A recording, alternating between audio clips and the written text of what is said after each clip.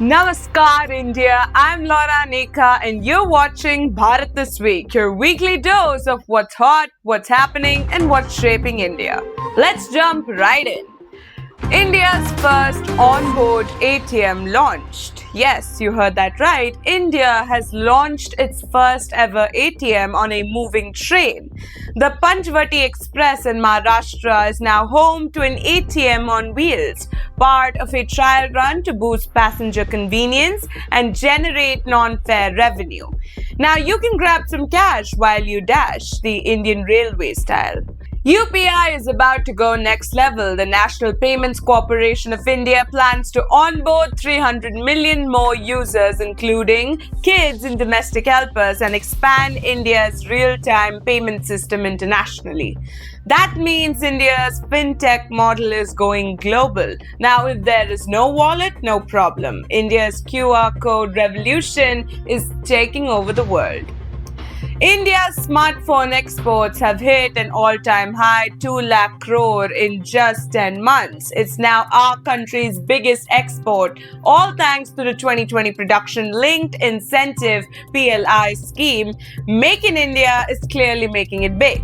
Once we imported smartphones, now the world imports from us.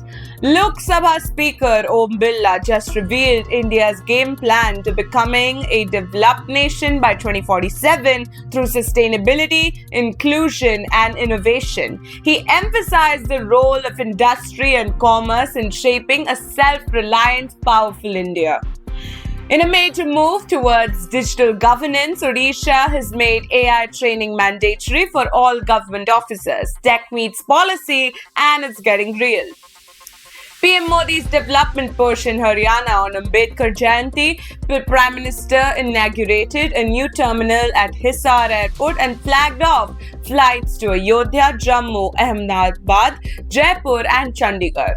That's not all. He also launched 10,000 crore worth of development projects, including an 800 MW thermal power plant expansion.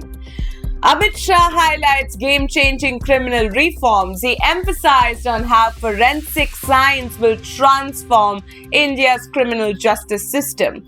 With 3 new criminal laws, India is aiming for justice that's fast, fair, and future-proof. So going ahead, no more delays. Justice in India is about to get sharp, scientific, and swift.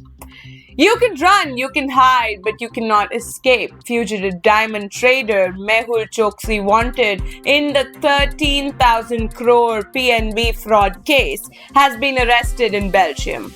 He had 2 pending arrest warrants from 2018 and 2021. It reminds me, Dave Famper's Bollywood dialogue, "Kaanoon ke haath lambe hote hain." And that's the wrap up for this week. For tech revolutions to legal actions, Bharat is buzzing with breakthroughs. Which news stories surprised or inspired you the most? Let me know in the comments. Don't forget to like, subscribe, and smash the bell icon to stay updated with Bharat's journey to greatness. I'm Laura Neka signing off from Bharat This Week.